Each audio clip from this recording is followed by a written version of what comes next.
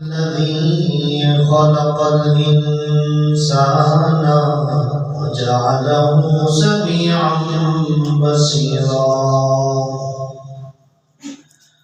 ثم هداه السبيل ونسب له الدليل إما شاكرا وإما كفورا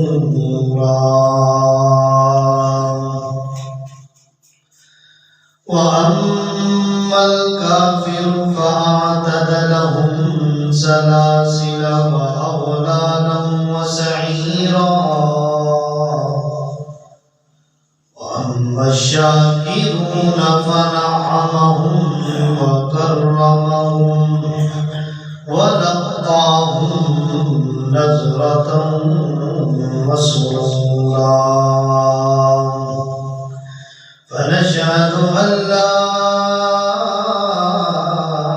إله إلا الله وحده لا شريك له ونشهد أن سيدنا ومولانا محمدا عبده ورسوله أرسله بالحق بشيرا ونذيرا وداعيا إلى الله بإذنه وسراجا منيرا أما بعد فأعوذ بالله من الشيطان الرجيم بسم الله الرحمن الرحيم لقد كان لكم في رسول الله أسوة حسنة قال النبي صلى الله عليه وسلم عليكم بسنتي وسنة الخلفاء الراشدين المهديين أو كما قال عليه الصلاة والسلام صدق الله مولانا العظيم وصدق رسوله النبي الكريم ونحن على ذلك لمن الشاهدين والشاكرين والحمد لله رب العالمين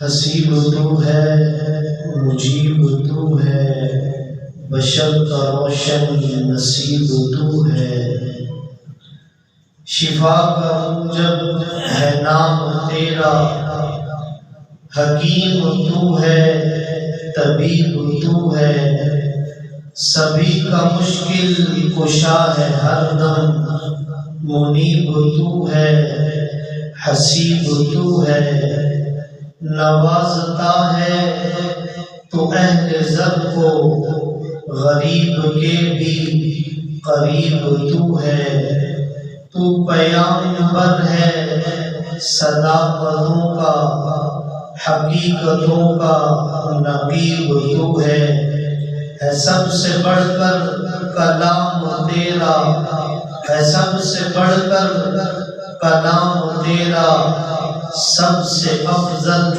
ادیب تو ہے جس قدر تو دور ہم سے ہے جس قدر تو دور ہم سے اس سے بھی زیادہ قریب تو ہے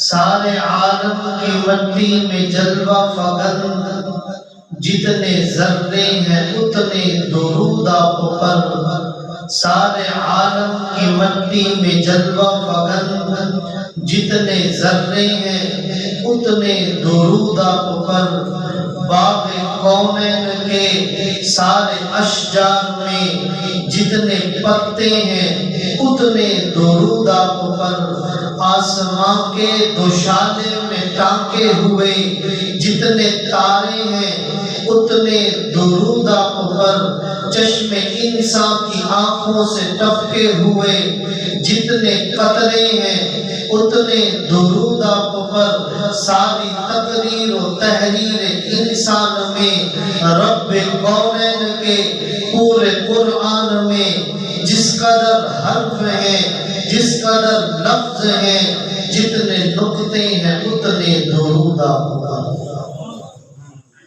نہایت ہی واجب الاحترام قابل صد احترام معزز سامعین کرام، اللہ جل جلالہ کا ہم پر بہت بڑا احسان ہے کہ اس نے ہم سب کو اپنے گھر میں آنے کی توفیق عطا فرمائی اور دین کی باتیں سننے اور سنانے کی توفیق عطا فرمائی۔ گرامی قدر، اللہ رب العزت نے اپنے بعد تمام انبیاء سے بڑھ کر اگر کسی کو مقام اور مرتبہ دیا ہے، اگر کسی کو عظمت دی ہے، رفعت دی ہے، مقام دیا ہے، عظمت دی ہے، تو وہ میرے اور آپ کے محبوب پیغمبر جناب محمد الرسول اللہ صلی اللہ علیہ وسلم ہے۔ میں اسی کے گرد اپنی گفتگو جاری رکھوں گا کہ اللہ جل جلالہ نے کس انداز سے، کس طریقے سے اور قرآن کریم کے ذریعے سے میرے اور آپ کی محبوب پیغمبر کی عظمتوں کو اجاگر کیا ہے۔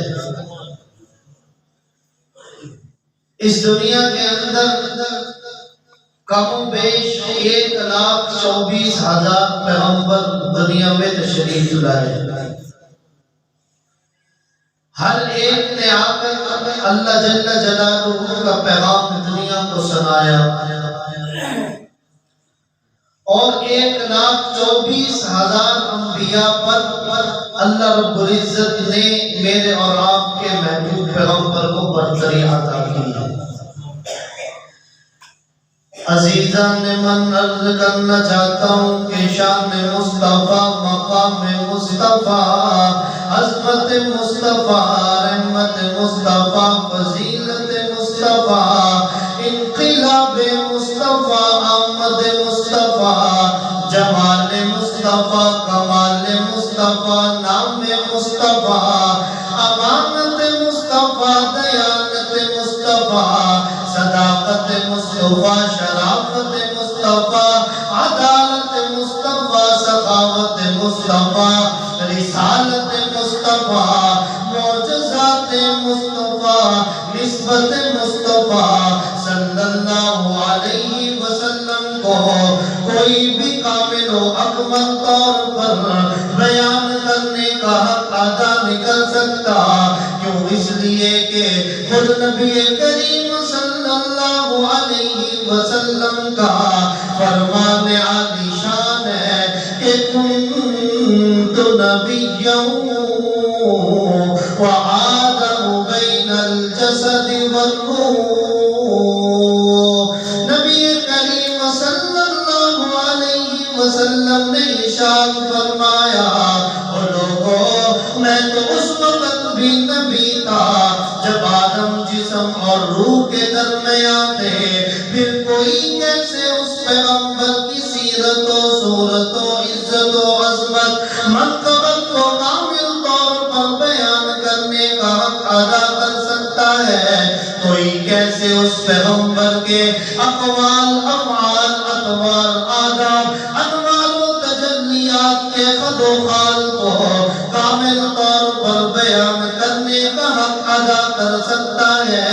جو مٹی سے پہلے نظر آتا ہے، جو زمین سے پہلے نظر آتا ہے، جو پانی سے پہلے نظر آتا ہے، جو آسمان سے پہلے نظر آتا ہے، جو بحر و بر سے پہلے ہے، جو شجر و حجر سے پہلے ہے، جو حور و غلمان سے پہلے ہے، تمنا سے پہلے ہے، جو بھوک اور پیاس سے پہلے ہے، جو فکر و افکار سے پہلے ہے، جو صبح اور شام سے پہلے ہے، جو دن اور رات سے پہلے نظر آتا ہے، جو چاند اور سورج سے پہلے نظر آتا ہے، جو ستارے اور چمک سے پہلے نظر آتا ہے، جو ہر کہکشاں سے پہلے ہے، جو تخیل اور خیال سے پہلے ہے، جو فکر و افکار سے پہلے ہے، بلکہ یوں کہہ دینا چاہتا ہوں کہ رب تعالیٰ کے بعد تمام کائنات میں جو سب سے پہلے نظر آتا ہے اسے محمد کہتے ہیں۔ ساری کائنات میں رب تعالیٰ کے بعد ساری کائنات میں جو سب سے پہلے نظر آتا ہے اسے محمد کہتے ہیں۔ عزیزان من، اس میں محمد کی کیا فضیلت ہے؟ علامہ ذوالفقار رحمت اللہ علیہ نے المواہب کے اندر اس حدیث کو بیان کیا ہے۔ علامہ ذوالفقار رحمت اللہ علیہ فرماتے ہیں کہ نبی کریم صلی اللہ علیہ وسلم کا ارشاد مبارک ہے کہ من ولد له مولودا فسماه محمدا فتبركا حبا لي فتبركا باسمي من هو ومولوده في الجنہ۔ علامہ ذوالفقار رحمۃ اللہ علیہ نے فرمایا کہ جس آدمی نے بھی نبی کریم صلی اللہ علیہ وسلم کی محبت میں اور برکت کے طور پر اگر اپنے بچے کا نام محمد رکھا، فرمایا کہ وہ بچہ جس کا نام محمد رکھا گیا اور وہ جس نے اس بچے کا نام محمد رکھا، من ہوا ومولودہ فی الجنہ، فرمایا کہ رب تعالیٰ ان دو آدمیوں کو جنت میں ضرور داخل کرتا ہے۔ فرمایا کہ ان دو آدمیوں کو جنت میں ضرور داخل کیا جائے گا۔ تو اس میں محمد اتنا برکتوں اور عظمتوں والا نام ہے۔ علامہ تیرانوی نے اپنی کتاب البیان میں اس حدیث کو ذکر کیا ہے کہ آپ کے دادا عبد المطلب نے خواب دیکھا، آپ کے نام محمد رکھنے کی وجہ بھی لکھی ہے۔ التیرانوی نے اپنی کتاب البیان میں اس حدیث کو ذکر کیا، وہ کہتے ہیں کہ آپ کے دادا عبد المطلب نے خواب دیکھا، خواب دیکھتے ہیں، خواب میں کیا دیکھا کہ ان کی پشت سے ایک چاندی کی زنجیر نکلی، اس کا ایک رخ آسمان میں، ایک رخ زمین میں، اس کا ایک کنارہ مشرق میں، ایک کنارہ مغرب میں ہے۔ پھر کیا دیکھتے ہیں کہ اس زنجیر نے ایک درخت کی شکل اختیار کر لی، اس درخت کا ہر پتا نور سے بن گیا۔ صبح اٹھے، ایک تعبیر بتلانے والے کے پاس چلے گئے، خواب کی تعبیر پوچھی تو اس تعبیر بتلانے والے نے کہا، اے عبد المطلب، آپ کی نسل میں ایک بچہ پیدا ہوگا، آپ کی نسل میں ایک بچہ پیدا ہوگا جس کی اہل آسمان بھی تعریف کریں گے، اہل زمین بھی تعریف کریں گے، اہل مشرق بھی تعریف کریں گے، اہل مغرب بھی تعریف کریں گے۔ تو آپ کے دادا عبد المطلب نے آپ کا نام محمد رکھ دیا۔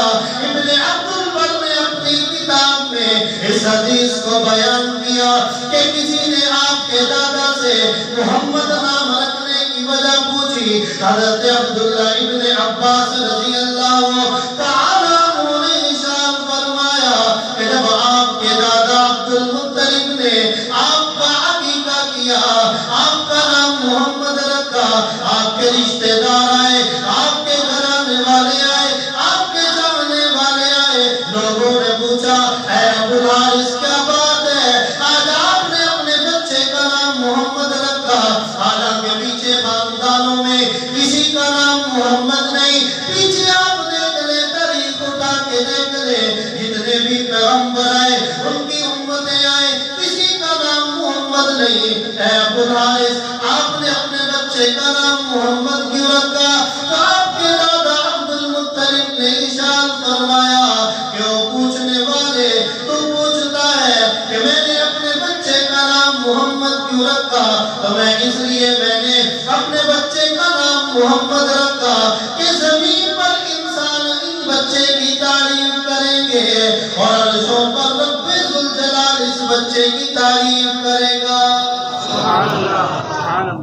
پھر رب تعالیٰ نے قرآن کریم میں، اللہ رب العزت نے قرآن کریم کے اندر میرے اور آپ کے محبوب پیغمبر کی شان اور عظمت کو کیسے اجاگر کیا آپ کے سامنے رکھنا چاہتا ہوں۔ اور لوگوں قرآن کریم کو پڑھا کرو، قرآن کریم کو پڑھا کرو، قرآن کریم کی بہاریں بڑی ہیں، قرآن کریم کی برکات بڑی ہے، قرآن کریم برکتوں کا ذریعہ، قرآن کریم نعمتوں کا ذریعہ۔ قرآن کریم پڑھو گے تمہیں پتہ چلے گا کہ رب تعالیٰ نے میرے اور آپ کے محبوب پیغمبر کو کتنی عظمتوں سے نوازا۔ عزیزان من عرض کرنا چاہتا ہوں کہ رب تعالیٰ نے قرآن کریم میں بے شمار انبیاء سے خطاب فرمایا۔ اللہ رب العزت نے جناب آدم علیہ السلام سے خطاب فرمایا، اللہ رب العزت نے جناب نوح علیہ السلام سے خطاب فرمایا، اللہ رب العزت نے جناب داؤد علیہ السلام سے خطاب فرمایا، جناب زکریا علیہ السلام سے خطاب فرمایا، جناب یحییٰ علیہ السلام سے خطاب فرمایا، جناب داؤد علیہ السلام سے خطاب فرمایا۔ رب تعالیٰ نے حضرت ابراہیم علیہ السلام سے خطاب فرمایا، رب تعالیٰ نے حضرت موسیٰ علیہ السلام سے خطاب فرمایا، رب تعالیٰ نے حضرت عیسیٰ علیہ السلام سے خطاب فرمایا۔ جب باری آئی حضرت آدم علیہ السلام کی، رب تعالیٰ نے ارشاد فرمایا، یا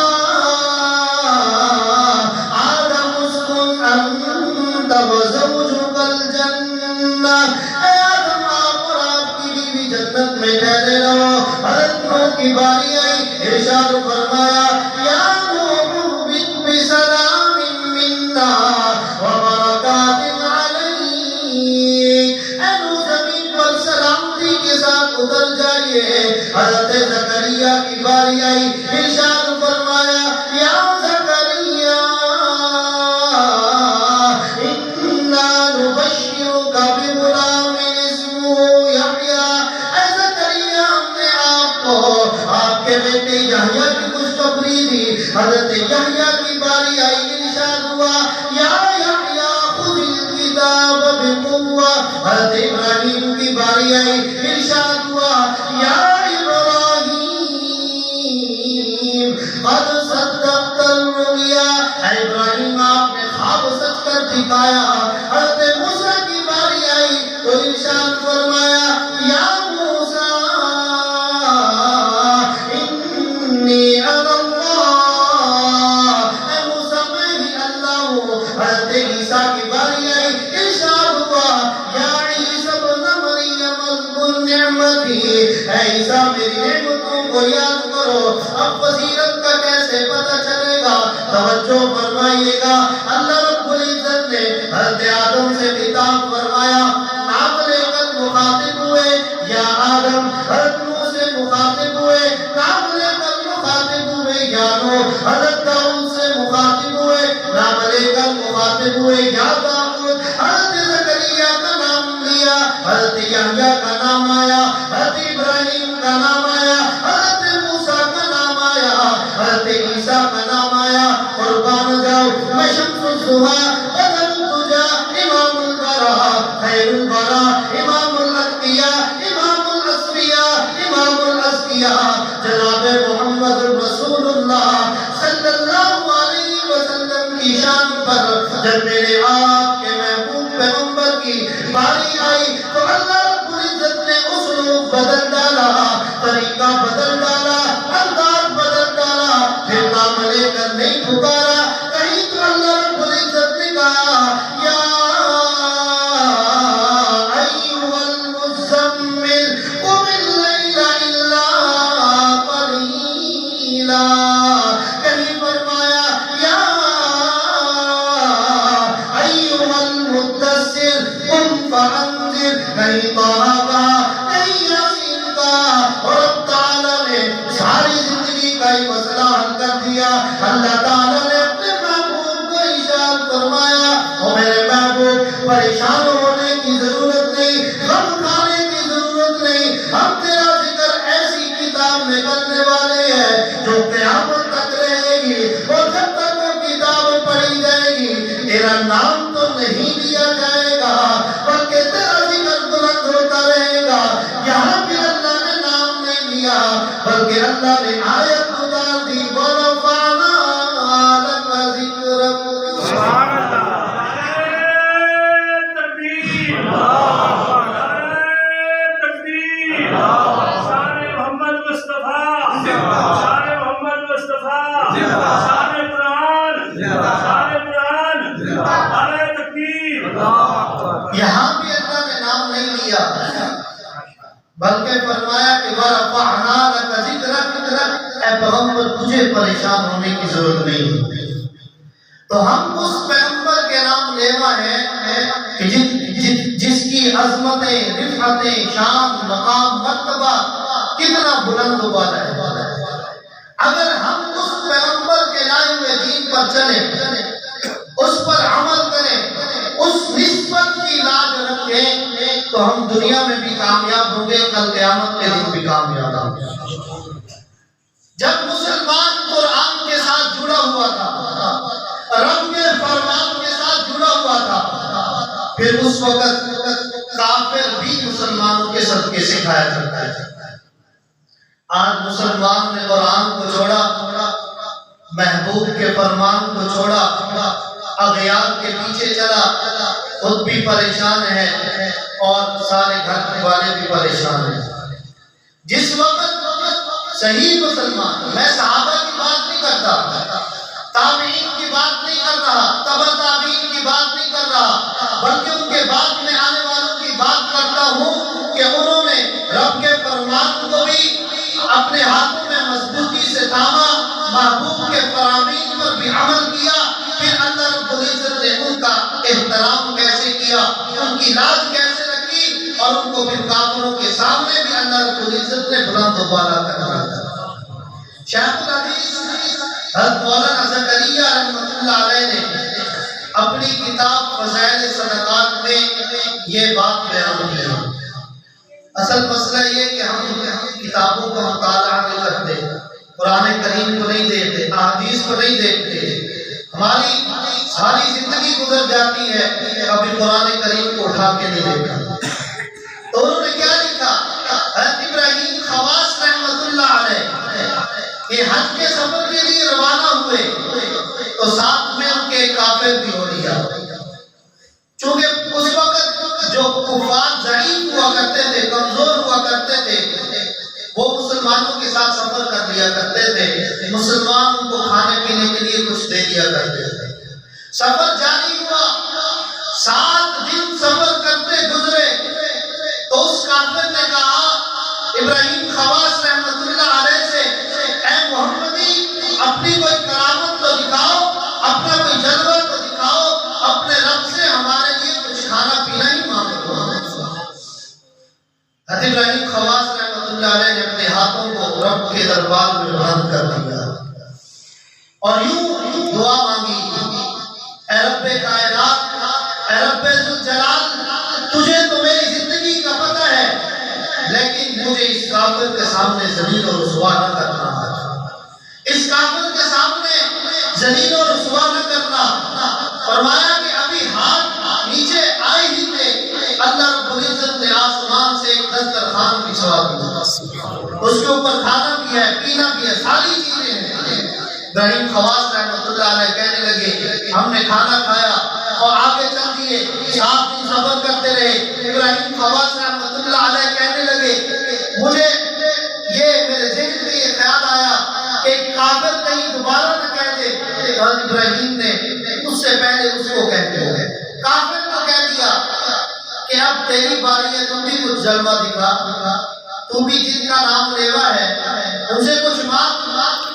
اس کافر نے بھی رب کے سامنے ہاتھ اٹھا دیے، اس نے ہاتھ اٹھائے، ابھی ہاتھ نیچے نہیں آئے تھے، حضرت ابراہیم خواص رحمۃ اللہ علیہ فرماتے ہیں کہ اس جیسے دسترخوان وہ ایک تھا اس جیسے دو اور آ گئے۔ اب ابراہیم خواص رحمۃ اللہ علیہ پریشان ہے، میں مسلمان، یہ کافر، یہ کیا ماجرا ہوا؟ مجھے تو اس کے سامنے رسوائی ہو گئی، ذلت و خواری ہو گئی۔ تو وہ کافر کہنے لگے حضرت ابراہیم خواص سے کہ آ جائیں کھانا کھا لیں۔ ابراہیم خواص کا دل ہی نہیں چاہ رہا تھا کھانے کو، وہ انکار کرنے لگے، انکار پہ انکار کرتے رہے۔ تو اس کافر نے کہا کہ میں آپ کو دو بشارتیں سناؤں گا، آپ کھانا کھائیں۔ ابراہیم خواص رحمۃ اللہ علیہ نے فرمایا کہ پہلے دو بشارتیں سناؤ۔ تو اس نے کہا کہ پہلی بشارت، پہلی خوشخبری، پہلا پیغام، پہلی خبر یہ ہے کہ میں مسلمان ہو چکا ہوں۔ اس نے کلمہ پڑھا، مسلمان ہوا۔ مایا کہ دوسری بشارت آپ کے لیے یہ ہے کہ جب میں نے رب کے سامنے ہاتھ اٹھائے تھے تو آپ کو پتہ ہے میں نے کیا مانگا تھا؟ انہوں نے پوچھا کیا مانگا تھا؟ تو اس کو کافر کہنے لگا کہ میں نے رب کے سامنے جب ہاتھ اٹھائے تو میں نے یہ الفاظ کہے تھے، اے رب ذوالجلال، اے کائنات کے رب، اے آسمان اور زمین کو بنانے والے، اگر اس محمدی کا تیرے ہاں کوئی مقام اور مرتبہ ہے تو اس محمدی کے صدقے ہمارے لیے کھانا دکھا۔ تو وہ وقت تھا کہ کافر بھی مسلمانوں کے صدقے سے کھاتے ہیں، اور آج ہم ان کافروں کی تہذیب پر نازہ ہیں، ان کے معاشرے پر نازہ ہیں کہ وہ ان کا کھانا پینا دیکھو، ان کی تہذیب دیکھو۔ آج مسلمان اپنی مسلمانی بھول گیا، آج مسلمان نے رب کے قرآن کو چھوڑا، محبوب کے فرمان کو چھوڑا، تو دنیا میں بھی آپ دیکھ لیں وہ کعبۃ اللہ، وہ مکہ مکرمہ، وہ مدینہ منورہ جو مسلمانوں نے بنایا، آج مسلمانوں کے لیے بند پڑا ہے۔ تو اس لیے رب کے قرآن کے ساتھ تعلق کو جوڑیے، محبوب کے فرمان کے ساتھ تعلق کو جوڑیے، پھر دیکھیں کہ ملتا کیا ہے۔ عزیزان من عرض کرنا چاہتا ہوں کہ رب تعالیٰ نے یہی دو چیزیں ہمیں دنیا میں ایسی عطا کی ہیں جن کی مثال کل کائنات میں نہیں ملتی۔ اگر ہم ان پر عمل کر لیں، ان کو سینے سے لگا لیں، دنیا میں بھی کامیاب، کل قیامت کے دن بھی کامیاب ہو جائیں گے۔ اللہ رب العزت نے ہمیں پیغمبر بھی اعلیٰ عطا کیا، قرآن بھی اعلیٰ عطا کیا، قرآن بھی حسن والا عطا کیا، پیغمبر بھی حسن والا عطا کیا، قرآن بھی عظمت والا عطا کیا، قرآن بھی عظمت والا عطا کیا، پیغمبر بھی عظمت والا عطا کیا، قرآن بھی رحمت والا عطا کیا، پیغمبر بھی رحمت والا عطا کیا، قرآن بھی برکتوں والا عطا کیا، پیغمبر بھی برکتوں والا عطا کیا، قرآن بھی رحمتوں والا عطا کیا، پیغمبر بھی رحمتوں والا عطا کیا۔ اللہ رب العزت نے قرآن بھی اعلیٰ دیا، نبی بھی اعلیٰ دیا، قرآن بھی حسن والا دیا، نبی بھی حسن والا دیا، قرآن بھی جنت میں لے کے جانے والا، نبی بھی جنت میں لے کے جانے والا، قرآن بھی جہنم سے نجات دلانے والا، نبی بھی جہنم سے نجات دلانے والا، قرآن بھی بے عیب ہے، نبی بھی بے عیب ہے، قرآن بھی سچا ہے، نبی بھی سچا ہے۔ یہ قرآن جس دن نازل ہوا، جن دنوں میں بے مثال ہے، یہ قرآن جس رات نازل ہوا، رات راتوں میں بے مثال ہے، یہ قرآن جس ہفتے میں نازل ہوا، ہفتہ ہفتوں میں بے مثال ہے، یہ قرآن جس مہینے میں نازل ہوا، مہینہ مہینوں میں بے مثال ہے، یہ قرآن جس زمین پہ نازل ہوا، زمینوں میں بے مثال ہے، یہ قرآن اگر مرد پڑھے، مرد مردوں میں بے مثال بن جاتا ہے، یہ قرآن اگر عورت پڑھے، عورت عورتوں میں بے مثال بن جاتی ہے، یہ قرآن اگر بوڑھا پڑھے، بوڑھا بوڑھوں میں بے مثال بن جاتا ہے، یہ قرآن اگر بچہ پڑھے، بچہ بچوں میں بے مثال بن جاتا ہے، یہ قرآن جس نبی پہ نازل ہوا، نبی نبیوں میں بے مثال ہے، یہ قرآن جس امت کے لیے نازل ہوا، امت امتوں میں بے مثال ہے۔ اس قرآن کی قدر کریں۔ ایک آدمی قرآن پڑھا ہوا نہیں تھا، لیکن روزانہ صبح کو قرآن اٹھاتا، قرآن کو کھولتا اور اس پر انگلی رکھ کے دہراتا تھا۔ فوت ہوا، قبر میں اتارا گیا، جو اتارنے والے تھے ان کی ملازمت کا کارڈ قبر میں گر گیا۔ وہ جب واپس اپنے دفتر میں گئے تو وہاں جا کر کارڈ دیکھا، کارڈ نہیں ہے۔ ان کو یاد آ گیا کہ جس میت کو قبر پہ اتارا ہے میرا کارڈ نہیں گرا ہے۔ تو جا کر وہاں کے محلے والوں سے بات کی اور کہا میری ملازمت کا مسئلہ ہے، مجھے کارڈ نکالنے دو۔ تو مسئلہ پوچھا گیا تو علماء نے کہا کہ قبر کھود سکتے ہیں۔ قبر جب کھودی گئی تو قبر گلاب کے پھولوں سے بھری ہوئی۔ وہ اس آدمی کو اپنی ملازمت کا کارڈ تو بھول گیا، فوراً ان کے اہل و عیال کا پتہ کیا، معلوم ہوا کہ اس کے گھر میں صرف ایک عورت ہے۔ تو اس سے پوچھا کہ یہ آدمی کیا عمل کرتا تھا؟ اس عورت نے کہا کہ مجھے اس کے نکاح میں آئے ہوئے تقریباً کوئی 50 یا 60 سال ہو چکے ہیں۔ میں جب سے اس کے نکاح میں آئی ہوں ایک عمل ایسا ہے جو اس نے زندگی بھر اس میں لاوا نہیں کیا۔ تو انہوں نے پوچھا کہ کیا عمل ہے؟ تو اس عورت نے بتایا کہ یہ صبح فجر کی نماز پڑھتے تھے، نماز کے بعد یہ گھر میں آتے تھے، پڑھے ہوئے نہیں تھے لیکن قرآن کے ساتھ محبت اتنی تھی، قرآن کریم کو اٹھاتے تھے اور اپنے سامنے رکھتے تھے اور اپنی انگلی پھینکتے تھے اور یہ کہتے تھے کہ اللہ نے یہ بھی سچ کہا، یہ بھی سچ کہا، یہ بھی سچ کہا، یہ بھی سچ کہا۔